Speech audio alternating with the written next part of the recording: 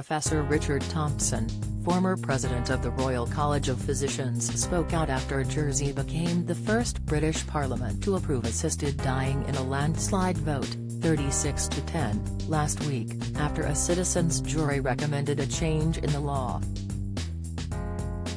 Details of a new legislation will be developed and debated, with a draft law expected by 2023.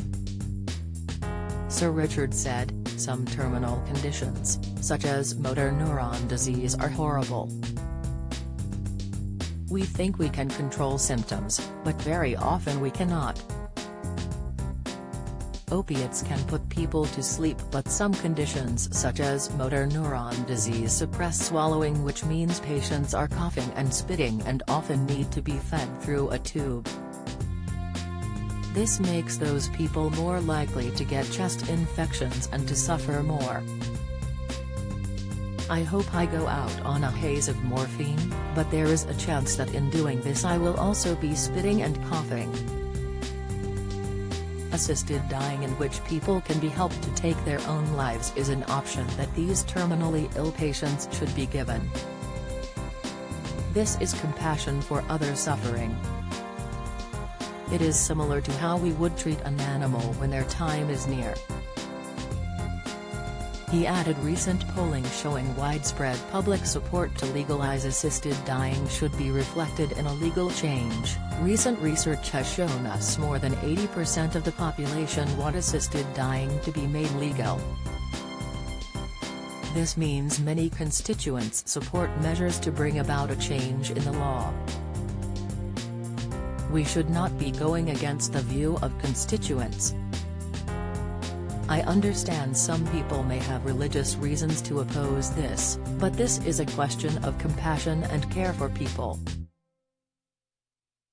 He added, "If assisted dying is only granted with the sanction of 2 independent doctors, this should be enough to prevent coercion and prevent the system from being abused in any way."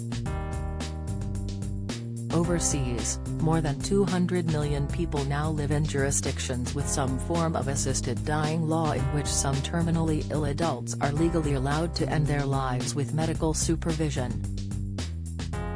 What is happening where you live? Find out by adding your postcode or visit in your area. The Assisted Dying Bill Private Members Bill, introduced in the House of Lords by crossbench peer and Chair of Dignity in Dying Baroness Meacher, passed unopposed following a second reading debate in October.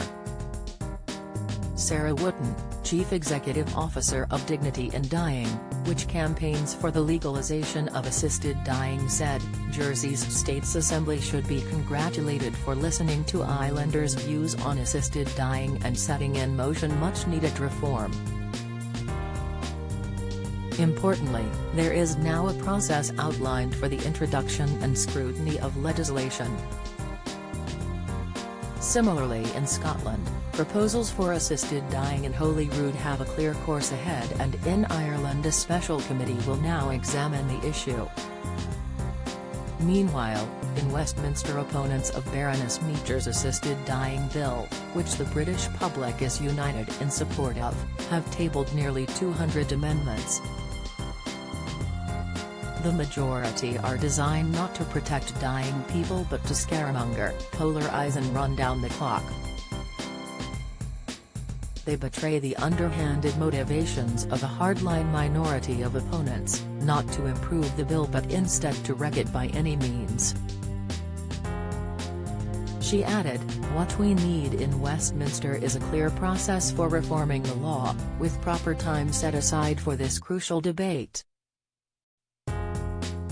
Without that, a vocal minority of opponents will continue to attempt to derail this essential reform, wasting parliamentary time and drowning out what should be a sensitive, measured debate." The Assisted Dying Bill, a private member's bill introduced in the House of Lords by crossbench peer and Chair of Dignity in Dying Baroness Meacher, passed unopposed following a second reading debate in October. Recently, Lord Field revealed his own terminal diagnosis and change of heart, and Lord Forsyth, Baroness Warsi, Lord Hogan Howe, Baroness Simons and Lord Lancaster were among others to state their change of mind on the issue. The assisted dying bill would legalize assisted dying as a choice for terminally ill, mentally competent adults in their final months, subject to approval by 2 independent doctors and a High Court judge who must be satisfied that the individual meets the eligibility criteria and is making a clear, settled and voluntary decision free of coercion. A prescription for life-ending medication would then be issued, which the person could take at a time or place of their choosing, or not at all. The law is supported by 84% of the British public.